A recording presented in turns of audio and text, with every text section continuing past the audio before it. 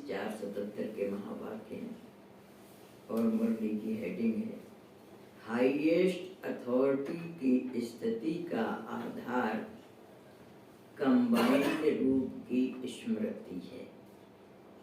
Highest authority यानी सबसे ऊंची स्थिति, मतलब सबसे ऊंची सत्ता की स्थिति का आधार क्या है?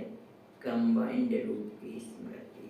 हमेशा अपने को कंबाइंड, जैसे आत्मा और शरीर का कॉम्बिनेशन से शरीर वर्किंग ऑर्डर में आता है, जैसे लक्ष्मी और नारायण का कॉम्बिनेशन विष्णु कहलाता है, ऐसे ही बाबा कहते हैं कि आत्मा और परमात्मा का कॉम्बिनेशन हमेशा रखो। मैं बाबा के साथ हूँ या बाबा मेरे साथ है, तो उससे आपकी स्थिति हमेशा हाईएस्ट रहेगी। सदा प्रीति की रीत निभाने वाले, मर्यादाओं की लकीर में रहने वाले, आर्टिफिशियल सोने हिरण के पीछे सच्चे साथी को किनारा कर साथी से एक सेकंड भी दूर न रहने वाली, सदा स्मृति की अंगुली साथी के साथ देते हुए चलने वाली, ऐसी वर्तमान और भविष्य तख्त नशीन आत्माओं प्रति बाबा बोले। अपने कंबाइंड यानी मिला जुला रूप की स्थिति में सदा स्थित रहते हो क्या? बाबा पूछ रहे हैं बच्चों से कि क्योंकि हम बच्चों को क्या कहा जाता है, हमेशा निरंतर याद में रहो। तो अपने कंबाइंड मिला जुला रूप की स्थिति में सदा स्थित रहते हो क्या? पहले आत्मा और शरीर यह कंबाइंड स्वरूप है जो अनादि सृष्टि चक्र में अनादि पार्ट बजाती रहती हैं। यानी आत्मा और शरीर दोनों का जो कंबाइंड रूप है उससे हम सृष्टि में पार्ट बजाते हैं। अनादि सृष्टि चक्र में अनादि पार्ट बजाते रहते हैं। दूसरा, इस पुरुषोत्तम संगम युग पर ब्राह्मण आत्माएं अर्थात बच्चों और बाप का सदा साथ कंबाइंड रूप है। यानी इस समय बाबा हमेशा कहते हैं ना, बच्चों मुझे हमेशा साथ रखो, हमेशा याद करो। तो इस पुरुषोत्तम संगम युग पर ब्राह्मण आत्माएं अर्थात बच्चों और बाप का सदा साथ कंबाइंड रूप है। तीसरा, यादगार रूप में भी चतुर्भुज रूप दिखाया है। सदैव कंबाइंड रूप की नॉलेज की को धारण करते हुए चलो तो सदा हाईएस्ट अथॉरिटी अपने को अनुभव करेंगे। यानी तीसरा क्या है, यादगार में विष्णु रूप दिखाते हैं। विष्णु रूप में लक्ष्मी और नारायण का कंबाइंड रूप दिखाते हैं, इसलिए 4 भुजाएं दिखाते हैं। तो बाबा कह रहे हैं कि यादगार रूप में चतुर्भुज रूप दिखाया है। सदैव कंबाइंड रूप की नॉलेज को धारण करते हुए चलो तो सदा हाईएस्ट अथॉरिटी अपने को अनुभव करेंगे।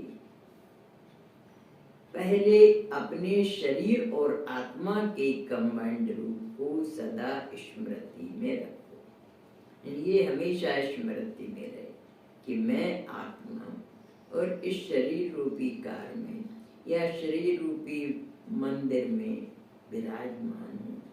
शरीर रचना है, आत्मा रचता है। रचता और रचना का कंबाइंड रूप है, तो स्वतः ही मालिकपन स्मृति में रहेगा।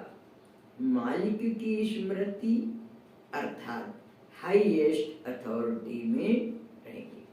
अगर ये याद रहे कि शरीर मंदिर है या कार है या वस्त्र है या मकान है, इसमें आत्मा विराजमान हूँ, तो हमेशा यह रहेगा कि मैं आत्मा इसका मालिक हूँ। तो मालिक की स्मृति अर्थात हाईएस्ट अथॉरिटी में रहेंगे, तब कभी बॉडी कॉन्शियस का संकल्प नहीं आएगा। ये रहेगा ये अलग है और मैं आत्मा अलग हूँ। तो बाबा कह रहे हैं मालिक की स्मृति अर्थात हाईएस्ट अथॉरिटी में आप अपनी सुप्रीम पोजीशन में रहेंगे, चलाने वाले होंगे, न कि उसके बस चलने वाले। फिर शरीर को चलाने वाले बनेंगे, न कि उसके अधीन नहीं बनेंगे। शरीर के राजा बनकर चलेंगे, न कि शरीर के गुलाम होकर उसके बस चलने वाले। लेकिन चलते चलते जैसे लोगों ने आत्मा परमात्मा को मिलाकर एक कर दिया, वैसे आत्मा और शरीर की अलग अलग के बजाय, शरीर को अलग अलग के बजाय मिला कर एक मान लिया है। द्वापर युग से क्या हुआ कि शरीर को ही मैं समझ लिया, तो दोनों को मिला जुला करके एक मान लिया है, अर्थात अपनी अथॉरिटी की स्मृति समाप्त कर दी। चलते चलते बॉडी कॉन्शियस यानी देह अभिमान हो गए, तो कंबाइंड के बजाय एक ही मानने लगे, यानी अपने आप को ये शरीर ही मानने लगे। तो अपने को भूला, उसकी रिजल्ट क्या होगी? जो अपने को भूला उसकी रिजल्ट क्या होगी? सब कुछ गमाया तो बेहोश हो गए ना। अपने आप का होश न रहना अर्थात बेहोश, यानी अपनी असलियत का भूल गए ना। अपने आप का होश न रहना अर्थात बेहोश, यानी अपनी एग्जिस्टेंस को भूल गए कि हम ये है और इस शरीर को ही मैं मान लिया। तो बाबा कह रहे हैं कि बेहोश हो गए। बेहोश की स्टेज में अपना सब कुछ लुटा दिया, यानी अपनी सारी पावर्स, सारी शक्तियां सब लुटा दिया। बेहोश की स्टेज में अपना सब कुछ लुटा दिया। दूसरा, ऐसे ही वर्तमान संगम युग पर बाप और बच्चे के कंबाइंड रूप की स्मृति भूल जाते हो, तो हाईएस्ट अथॉरिटी के बदले अपने को निर्बल, शक्तिहीन, उदास, उलझी हुई आत्मा व वशीभूत हुई आत्मा अनुभव करते। यानी अब बाबा हम इसको संगम युग में क्या कहते हैं? हमेशा बाबा को साथी बनाओ, मैं अकेली नहीं हूँ, मेरे साथ मेरा बाबा है। तो आप जब हाईएस्ट अथॉरिटी का हाथ पकड़ा होगा तो अपने आप को सुरक्षित महसूस करेंगे। जैसे बच्चा होता है, माँ बाप का हाथ पकड़ के चलता है तो सुरक्षित रहता है, चाहे जहाँ ले जाए। ऐसे ही अगर हम बाबा को कंपेनियन बना के चलते हैं तो हमारे को भय नहीं लगेगा, किसी बात का डर नहीं, करवाने वाला बाबा करा रहा है, निमित्त में। तो ऐसे ही यहाँ बाबा कह रहे हैं कि जब बाबा का हाथ छोड़ देते हैं ना, तब लगता है मैं कैसे करूँ, मैं कहाँ से करूँ, कब होगा। ये सब जो प्रश्न आते हैं वो कब आते हैं? जब हम अपने आप को सॉलिट्यूड समझ लेते हैं, भगवान को अलग कर देते हैं। तो बाबा ऐसे ही कह रहे हैं कि जब हाईएस्ट अथॉरिटी के बदले अपने को निर्बल, शक्तिहीन, उदास, उलझी हुई आत्मा व वशीभूत हुई आत्मा अनुभव करती है, कंबाइंड रूप की स्मृति समर्थी लाती है। यानी क्या होता है, एक और एक दो भी होते हैं, और एक 11 होते हैं, 2 और 1 11 होते हैं। तो ऐसे ही अगर बाबा को कंपेनियन आपने बनाया है तो आपके मन में कमजोरी नहीं आएगी। बाबा कराने वाला, बाबा कहीं से करेगा व्यवस्था, और कब किससे करवा दे कोई नहीं जानता है, किससे करवा दे। तो बाबा कह रहे हैं कंबाइंड रूप की स्मृति समर्थी लाती है। किसी भी प्रकार के माया के विघ्नों को कंबाइंड रूप की स्मृति से सामना करने की अथॉरिटी ऑटोमेटिकली अनुभव करते हैं। जब कोई साथी होता है ना तो माया भी अटैक करने में डरती है, अकेला देख करके ज्यादा हावी हो जाती है, और जब देखती है इसके साथ कोई है, जैसे बच्चा अकेला होगा, कोई अकेली महिला जा रही हो तो उसको डर लगेगा और दूसरे का भी हिम्मत होगा। अब दूसरा कोई साथी है तो उसको अटैक करने में लगेगा कि साथ है। इतनी बार के ऐसे अनुभव आते हैं कि बहन अकेली जा रही थी और ब्रह्मा बाबा उसके पास आके ऑटो में बैठ गया, जा रही थी, ड्राइवर की मिस्टीवियस कोई संस्कार आ गया तो उसने घुमाना शुरू कर दिया, तो बाबा ने उसके गाड़ी में आकर के बैठ गए और बाबा ने उसको सीधे सीधे लेके चल रास्ते पे, तब वो सीधे लेकर के गया। तो ऐसे बाबा मददगार बनता है। आप बाबा को कंपेनियन बनाओगे तो कभी भी किसी भी रूप में आकर के बाबा मदद कर जाएगा, आपको पता भी नहीं लगेगा।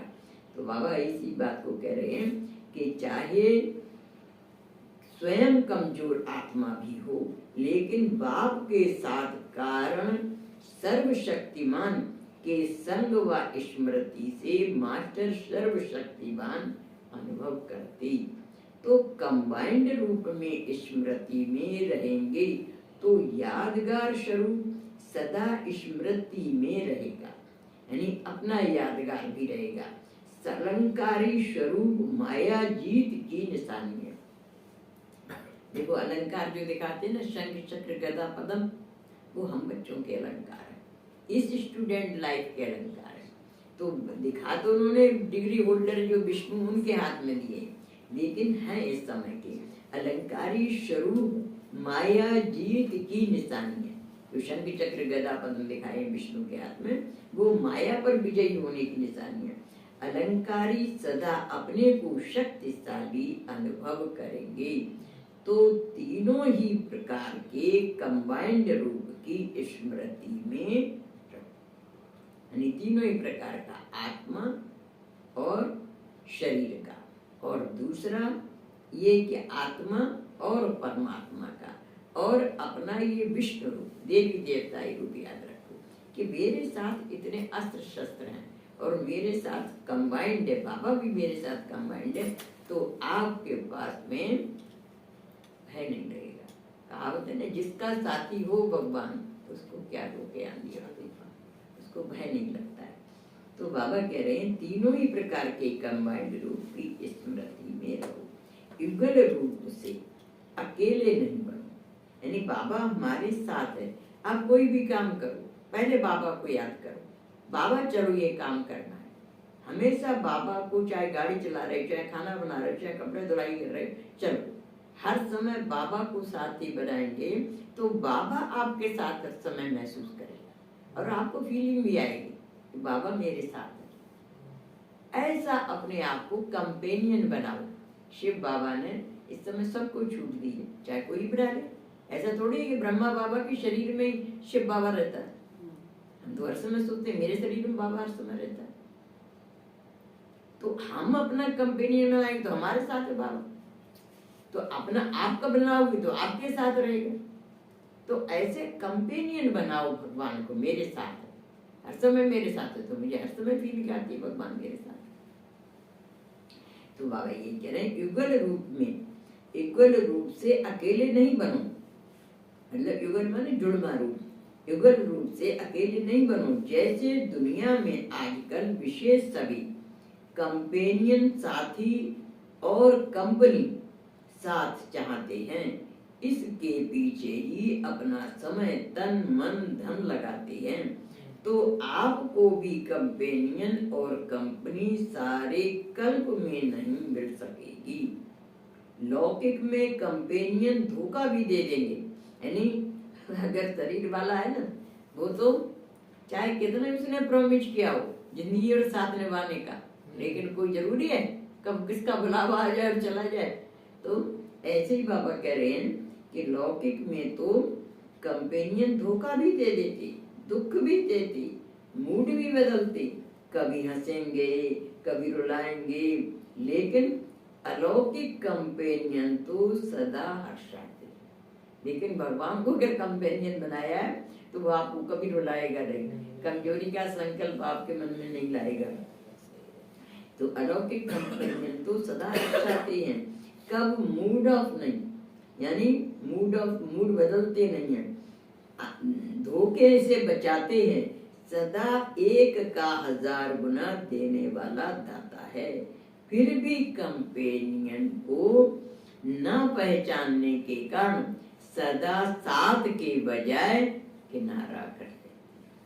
देखो बाबा क्या कर रहे हैं, गलती तो हम ही लोग करते हैं ना कि साथ के बजाय किनारा कर लेते, नखरे बहुत करते हैं। कभी मन को मोड़ लेते, कभी बुद्धि से यहाँ वहाँ भटकने लग जाते हैं, कभी संकल्प से तलाक भी दे देते हैं। किसी भी व्यक्ति या वैभव के वशीभूत हो जाना अर्थात प्रभावित हो जाना, यानी किसी से प्रभावित हो जाते तो उसको भगवान भूल जाता, उसका अप्रिशिएशन मिल जाता। तो बाबा क्या कह रहे हैं कि किसी भी व्यक्ति या वैभव के वशीभूत हो जाना अर्थात प्रभावित हो जाना। तो इतना समय अपने कंपेनियन को संकल्प से तलाक, संकल्प में भूला यानी आप सॉलिट्यूड हो गए।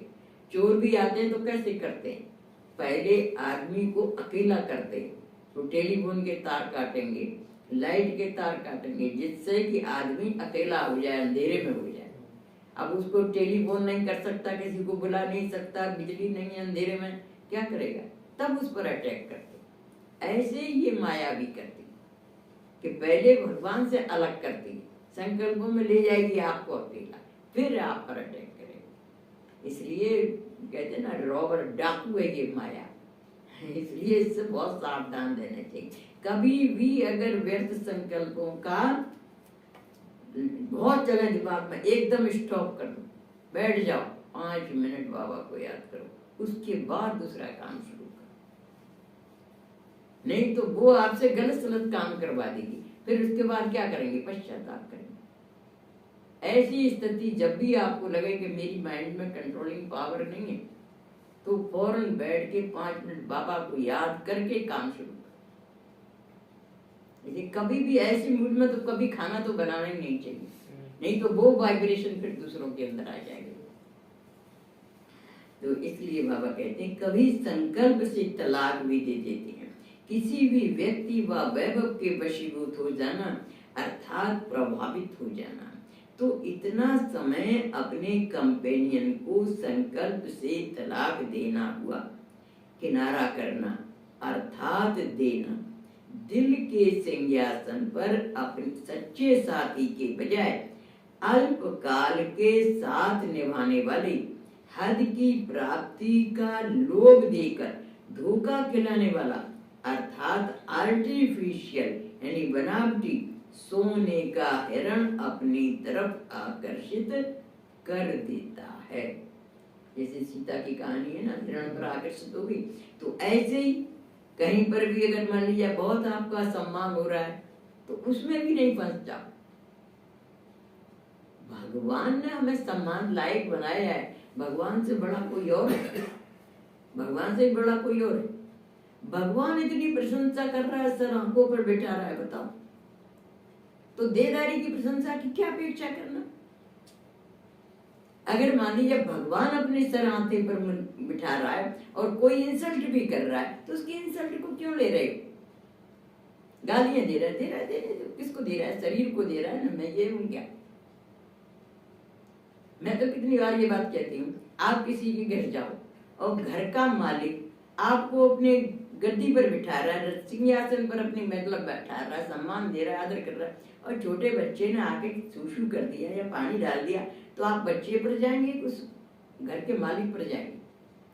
इस विश्व का मालिक भगवान अपने समान बना रहा है हमको इस समय बच्चों को, तो उस पर जाओ ना। वो क्या कह रहा है, कितना सा बच्चा ने किसी ने आके कह दिया आप तो ऐसे हो, आप तो ऐसे हो, आप तो ऐसे, अरे कहता है कहने दो, वो तो जानता ही नहीं है हम कौन है।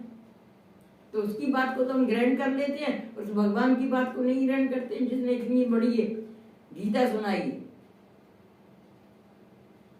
उसकी बातों को याद करो, इसलिए तो कहते हैं पढ़ा करो मुरली, 4 बार पढ़ो।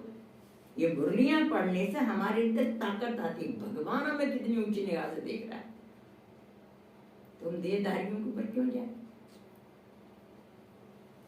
तो बाबा यही बात कह रहे हैं कि चार पन्ने का अवधेश बहन जी वो सम्मान लिख के लाया था, 4 पन्ने का नहीं बोल रहा था स्टेज में, इतना टाइम लिया था कि जिसका स्टेज पे जब बारिश आ गई थी वहाँ पे बारिश आ गई, पूरे 4 पन्ने में बोले जा रहा उनकी महिमा कर रहे हाँ, हैं। स्पीच में बोल सकता था। तो वो बाबा ये कह रहे हैं कि आर्टिफिशियल बनावटी सोने का हिरण अपनी तरफ आकर्षित कर देता है, तो तख्त नशीन सच्चे साथी के बजाय धोखेबाज साथी बना देते हैं। संकल्प में आकर्षित होना अर्थात तलाक देना, वास्तव में बार बार संकल्प में तलाक देना सदाकाल के राज्य भाग का तलाक लेना। अगर बार बार हम माया के उसमें चक्कर में चले जाते हैं, माना सदाकाल का हम अपना भाग्य गंवाते हैं। कोई कोई रूसते भी बहुत हैं, रूसने की को एक मनोरंजन समझते हैं, बार बार साथी को रौब भी बहुत दिखाते हैं, हम तो ऐसे चलेंगे ही, हम तो ये करेंगे ही, आपको भी करना है, आपने वायदा किया है, आपको लेकर ही जाना है, सर्वशक्तिमान हो तो शक्ति दो, मदद देना आपका काम है, लेकिन मदद लेना मेरा काम है, ये याद नहीं रखती। एक कदम मेरा और 1000 कदम साथी का। यानी बाबा ने क्या कहा, हिम्मते बच्चे मध्य खुदा है, तो उल्टा कर देते हैं, यानी खुदा मदद करो तो मैं हिम्मत करूं, मैं ऐसे करके। तो बाबा कहते हैं एक कदम मेरा और 1000 कदम साथी है। वह भूल जाते हैं जो बातें साथी ने सुनाई हैं, वही बातें फिर साथी को भी याद दिलाती हैं। तो यह रौब हुआ ना, स्मृति की अंगुली बार बार खुद छोड़ देते हैं और फिर कहते आप अंगुली क्यों नहीं पकड़ते। यानी बाबा कोई दोष देते हैं कि आप अंगुली क्यों नहीं पकड़ते हो। ऐसी नाज नखरेली बहुत, लेकिन याद रखो ऐसा कंपेनियन जो नैनों पर बिठा कर ले जाए, ऐसा कब मिलेगा। तो यह कंपेनियन सदा, तो इस कंपेनियन से सदा तोड़ निभाओ, अर्थात कंबाइंड रूप में रहो। साथ साथ ब्राह्मणों की कंपनी सबसे श्रेष्ठ कंपनी है, जो ड्रामा के भाग्य प्रमाण आप थोड़ी सी आत्माओं को ही प्राप्त है। देखो ड्रामा में जो कुछ हो रहा है वो अपने आप ही ड्रामा हमको वहां मंजिल पर पहुंचाएगा। हम नहीं करते हैं दिन को, सुबह को 4 बजे को 8 बजे हम करते हैं क्या? रोशनी इतनी कहाँ, 4 बजे आप बाहर निकल के देखो कितना अंधेरा और 8 बजे कितना प्रकाश आ जाता है। हमने किया क्या? अपने आप नेचुरल हो रहा है। ऐसे ही नेचुरल अपने आप ही सत्युग आ जाएगा। हमें धरती से खोद के सोना नहीं निकालना पड़ेगा, अपने आप सर्कमस्टांसेस, परिस्थितियां, साधन, सुविधाएं ऐसी बन जाएंगी कि सोना अपने आप हमारा पास आ जाएगा। कहते हैं ना, इस देश की धरती सोना उगले उगले हीरे मोती, उगले माने मुंह से खुद निकालेगी अपने आप धरती ये देगी, कोई हमें खुदाई करनी पड़ेगी क्या? तो ऐसे अपने आप ही परिस्थितियां बन जाएंगी। तो कह रहे ड्रामा के भाग्य प्रमाण आप थोड़ी सी आत्माओं को प्राप्त हुआ है, यानी थोड़ी सी आत्माएं, सब नहीं होंगी इसमें, लेकिन कंपनी में भी देखा जाता है कि यह कंपनी लाभ देने वाली है, वह प्राप्ति कराने वाली है। तो ब्राह्मण कंपनी सर्व प्राप्ति कराने वाली है। यानी देखो कोटों में कोई और कोई में कोई आत्माएं हैं ब्राह्मण कंपनी में, सब नहीं आते हैं यहाँ पर। और उनमें भी उनसे अगर हम मेल मिलाप बना के रखते हैं तो हमारे साथी कितने हो जाते हैं, कितने एड्स हो जाते हैं। तो बाबा यही बात कह रहे हैं कि यह कंपनी लाभ देने वाली है, वह प्राप्ति कराने वाली है। तो ब्राह्मण कंपनी सर्व प्राप्ति कराने वाली है। ब्राह्मणों में फुल कास्ट ब्राह्मण और हाफ कास्ट ब्राह्मण दोनों ही हैं। हाफ कास्ट अर्थात क्षत्रिय। तो कंपनी भी ब्राह्मणों की चाहिए। अब ये आपके ऊपर है, सब प्रकार के स्टूडेंट्स हैं, आप किसको लाइक कर रहे हैं? जैसे के संग बैठेंगे वैसी नेचर बन जाएगी। पढ़ते समय भी स्कूल में क्या कहते हैं बच्चों को, बच्चे ब्रिलियंट स्टूडेंट हो उसके पास बैठना, अच्छे के पास बैठोगे ब्रिलियंट है तुम भी होशियार बन जाओगे, पिसंटी के पास बैठोगे तुम भी पिसंटी बन जाओगे, बातें करता रहेगा। तो ऐसे ही यहाँ पर परमात्मा कह रहे हैं कि हाफ कास्ट भी ब्राह्मण है और फुल कास्ट भी ब्राह्मण है। कोई ऐसे भी है जो नियम मर्यादाओं के अनुसार चलने वाले, और कोई ऐसे ही के नामधारी भी है। अब आप किससे दोस्ती कर रहे हो, जैसी दोस्ती करोगे वैसा रंग आपके अंदर आ जाएगा। तो ब्राह्मण दोनों ही हैं, हाफ कास्ट अर्थात क्षत्रिय। तो कंपनी भी ब्राह्मणों की चाहिए, जो साथी की कंपनी वही कंपनी चाहिए। अगर हाफ कास्ट ब्राह्मणों की कंपनी कर लेती हैं तो सच्चे साथी से स्वतः ही समीप के बजाय दूर हो जाते हैं। जो खुद दूर है तो बात भी वैसी करेगा और आप भी दूर हो जाएंगे। ब्राह्मणों की कंपनी चढ़ती कला होती है, क्षत्रियों की कंपनी में ठहरती कला हो जाती है। जो जितना श्रेष्ठ होता है उसकी कंपनी भी श्रेष्ठ होती है, यानी जो जैसा होगा ना वैसी से दोस्ती करेगा उसकी कंपनी भी श्रेष्ठ होती है। तो ब्राह्मण श्रेष्ठ क्षत्रियों को कम कर देते हैं। तो जो कंपनी साथी को मंजूर नहीं, वफादार बंधन जो सच्चे ब्राह्मण क्षत्रियों को कम कर देते हैं, वे अपने संग से दूसरों को भी अच्छा बना लेते हैं। जो कंपनी साथी को मंजूर नहीं, वफादार साथी कभी ऐसी कंपनी नहीं करेंगे। जैसे वो गीत है ना, जिस गली में तेरा घर न हो बालमा उस गली में हमें पांव धरना नहीं। तो जो भगवान को सच्चे प्यारे होते हैं ना, वे फिर ऐसे लोगों से दोस्ती नहीं कर देते। जो भगवान की श्रीमत पर चलता है वही हमारा दोस्त है। तो बाबा कहते हैं तो जो जिसका जितना श्रेष्ठ है उसकी कंपनी भी श्रेष्ठ होती है। तो ब्राह्मण श्रेष्ठ क्षत्रियों को कम कर देते हैं। जो कंपनी साथी को मंजूर नहीं, वफादार साथी कभी ऐसी कंपनी नहीं करेंगे। ऐसे नहीं कहना कि क्या करें, कंपनी तो चाहिए लेकिन कौन सी कंपनी चाहिए वह भी सोचना। संसार में सब है फूल और कांटे, आपको क्या चाहिए तो यह भी सोचना। तो सदा कंपेनियन और कंपनी को समझकर साथ निभाओ। कंपेनियन से प्रीत की रीत निभाओ और कंपनी में मर्यादाएं निभाओ। देखो क्या कहा, कंपेनियन साथी है भगवान, तो उससे प्रीत की रीत निभाओ और कंपनी में जो साथी कुलीग है उनमें मर्यादाएं निभाओ। समझा? इसको ही कहा जाता है कंबाइंड रूप की स्मृति में हाईएस्ट अथॉरिटी की स्थिति में रहना। मतलब कंबाइंड रूप में रहो, न साथियों से झगड़ा करना है न भगवान से मतलब छोड़ना है। लेकिन हमें चूज क्या करना है, ये भगवान ने अकल सबको दी है।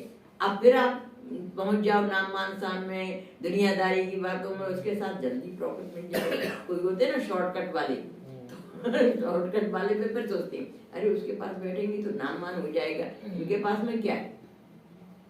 कोई लोग नहीं मतलब गुरीयता में नहीं जाते हैं तो वे क्या सोचते हैं इनके पास क्या है, और उनके पास तो कितना नाम मान शान है, पॉपुलैरिटी हो, मेरा अखबार में नाम छप जाएगा, उनके संग रहूंगा तो ज्यादा पॉपुलैरिटी मिलेगी, ज्यादा पैसा मिलेगा। जैसे कोई अर्निंग मेंबर होते हैं ना कमाने के, तो वो लोग अनफेयर मीन्स भी अपना लेते हैं। ऐसे ही यहाँ पर भी है कि नाम मान शान के जो बेकारी होते हैं ना, जो इनकी इच्छा होती है वे फिर उस संग में चले जाते हैं।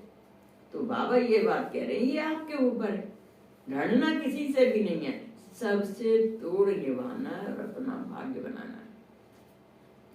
तो बाबा कहते हैं कि कंबाइंड रूप की स्मृति में हाईएस्ट अथॉरिटी की स्थिति में रहना। अच्छा, सदा प्रीति की रीत निभाने वाली, मर्यादाओं की लकीर में रहने वाली, आर्टिफिशियल सोने हिरण के पीछे सच्चे साथी को किनारा कर साथी से एक सेकंड भी दूर न रहने वाले, सदा स्मृति की अंगुली साथी के साथ देते हुए चलने वाले ऐसे ही वर्तमान और भविष्य तख्त नशीन आत्माओं को बाप दादा का याद प्यार और नमस्ते।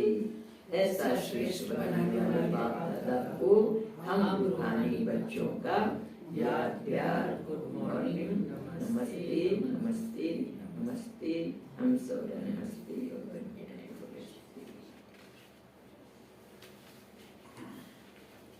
दीदी जी से और सुना देती हुई एक पन्ने का है, फिर ये पार्टियों का चयन छोड़ देंगे। इस प्रकार दीदी जी से बाबा बात कर रहे हैं। दीदी जी से मनमोहिनी दीदी को, क्योंकि बाबा जब यज्ञ में थी तो मनमोहिनी दीदी बहुत सुपरस्टार थी, मतलब तो उनको अलग से फिर बात करते थे। बाबा कह रहे हैं दीदी जी से, इस बार ड्रामानुसार पुराणों में से मिलने का पाठ न चाहते हुए भी हो गया है। मुहूर्ती महारथियों से हुआ, और जो महारथी बाप और बाप के गुह्य इशारों को जान सकते हैं वह और सुनते हुए भी नहीं जान सकते, चाहे कितनी भी पब्लिक हो। लेकिन बाप पब्लिक में भी पर्सनल मुलाकात भी करते हैं, यानी चाहे कितने ही।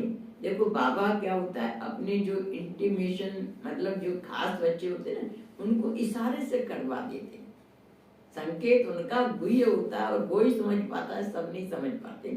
तो बाबा कह रहे हैं वह और सुनते हुए और नहीं जान सकते, चाहे कितनी भी पब्लिक हो। लेकिन बाप पब्लिक में भी पर्सनल मुलाकात भी करते हैं, लेकिन गुह्यता के रहस्य को समझ नहीं सके। जिन्होंने मतलब बहुत दुनियादारी की बातों में फंसे रहते हैं, वे शायद नहीं समझ पाते होंगे। जो सेल्फ सेंटर्ड होते हैं, जिन्होंने अपनी स्टडी ज्यादा करते हैं, वे तो समझ लेते हैं कि बाबा हमसे क्या कह रहा है, लेकिन गुह्यता के रहस्य को समझ नहीं सकेंगे। जैसे वर्षा एक ही समय चारों तरफ पड़ती है, लेकिन अगर धरती योग्य है तो वह वर्षा पड़ने के से माला माल हो जाती है। अगर धरती ही योग्य नहीं तो वर्षा पड़ते हुए भी माला माल नहीं होगी। तो महारथियों को बाप सदैव आदि से लेकर किस नजर से देखते? बच्चे नहीं, लेकिन भाई भाई हैं। यानी कैसे देखते हैं बाबा? बच्चे के रूप में नहीं देखते हैं, भाई भाई हैं। बड़े बच्चे भाई के समान ही हैं। जैसे बाप दाता है, वैसे महारथियों को भी बाप दाता की नजर से देखते हैं। न लेने वाले, लेकिन बाप समान देने वाले हैं। यानी जो दाता के बच्चे कैसे होते हैं? दाता के समान होते हैं। न लेने वाले बाप, लेकिन बाप समान देने वाले हैं। जैसे बाप भाग्य विधाता है, तो महारथियों को भी कौन सी कंपनी अच्छी लगती है? वैसे ही अगर कंपेनियनशिप यानी साथीपन में एक लंबा एक छोटा हो तो क्या होगा? है ना, एक लंबा एक छोटा हो तो जचेगा नहीं ना, कार्टून लगेगा ना। तो स्थिति में भी अगर कंपेनियन समान नहीं होती, अर्थात मास्टर सर्वशक्तिवान नहीं बनते, साथी सर्वशक्तिमान और वह कमजोर, तो यह भी एक कार्टून हो गया ना। भगवान भी किसको अपना साथी बनाएगा? या वो साथी जो समान होगा उसी को बाबा सारा देगा, जो समान नहीं बनेगा बाबा उससे नहीं करवाएगा काम। सब तरह के बच्चे ना, हजारों लाखों, सबसे थोड़ी बाबा काम करवाता है। जो बिल्कुल बाबा के समान फराक दिल भरा दाता स्वभाव का होता, बाबा उसी को इंस्ट्रूमेंट बनाता है। तो बाबा कहती हैं कि कंपेनियन समान नहीं होते, साथीपन में भी एक लंबा एक छोटा हो तो क्या होगा? कार्टून लगेगा ना। तो स्थिति में भी अगर कंपेनियन समान नहीं होते, अर्थात मास्टर सर्वशक्तिवान नहीं बनते, साथी सर्वशक्तिवान और वह कमजोर, तो यह भी एक कार्टून ही हो गया ना। लंबे और छोटे की जोड़ी हो गई ना। वैसे लौकिक दुनिया में भी अगर साथी दोनों समान नहीं होते, चाहे शरीर के हिसाब से, चाहे नॉलेज के हिसाब से, चाहे लक्ष्य के हिसाब से, मर्यादाओं के हिसाब से, तो कभी भी साथी उसको साथ नहीं रखेंगे, किनारे रख देंगे, दुनिया के आगे उसको नहीं लाएंगे। तो बाप भी सदा साथी किसको बनाएंगे? जो समान होंगे। दुनिया के आगे सैंपल किसको रखेंगे? कार्टून को रखेंगे क्या? अब कह रहे कार्टून को रखेंगे, जो बाबा के समान गुण वाला होगा ना उसी को तो रखेंगे ना। तो महारथी अर्थात समान साथी। ऐसे साथियों को ही हर कार्य में बाप साथ रखते व और ही आगे रखते हैं। अगर कंपेनियन की लाइन लगाकर बाप देखे तो क्या दिखाई देता होगा? कैसी सीन लगती होगी। लेकिन फिर भी बाप सागर होने के कारण जैसे भी हैं समा लेते। सागर में तो सब समा जाते हैं ना, लेकिन नंबर बार तो कहेंगे ना। हर एक को अपने आप को देखना है कि मैं कैसा साथी हूँ। कितनी बार तलाक देते, कितनी बार नाच नखरे करते, कितनी बार रौब दिखाते। सारे दिन की दिनचर्या में देखें तो क्या क्या करते हैं। यानी नाच नखरे बाबा को भी नहीं दिखाने चाहिए। बाबा कह रहे कितनी बार नाच करते दिखाते। चलिए फिर पार्टियों से पार्टी